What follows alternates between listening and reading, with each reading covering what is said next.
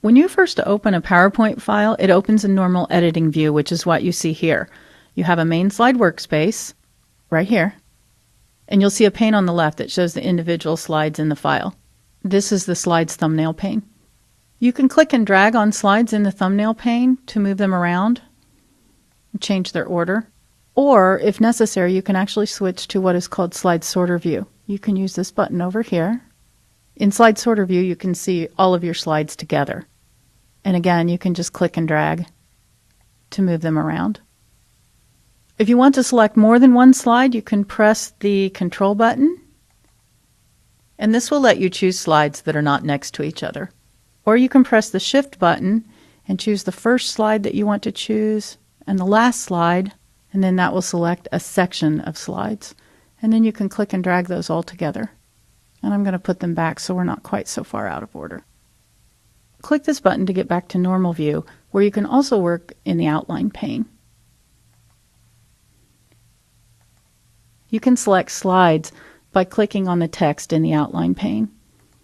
And you can select the little slide thumbnails in the outline pane to move your slides as well. Just click and drag to move your slides. You can click the slideshow icon in the status bar to start a presentation, and that runs the presentation full screen. Press Escape to close out of the presentation and drop back into normal editing view. You can also press F5 on your keyboard to begin a presentation from the first slide. So I'm pressing F5, and you can see that it began my presentation from the title slide, which is number 1, the first slide. I'm going to press Escape again to close out of presentation view. Now, if I'm further down here in my slides, if I have a different slide selected and I want to begin my presentation from a different slide, not from the first slide, I can press Shift F5. And that begins my presentation from whatever slide I have selected. And again, I'll press Escape to drop back into normal editing view. This little bar down here at the right is actually called the status bar. And if you click on the percentage, you can increase your zoom here by whatever you want to type in. So let's say we'll make it 50% and press Enter or press OK, and you can see that the view decreased. You can also use the slider to increase and decrease the view, or you can click this button to fit the slide in the current editing window.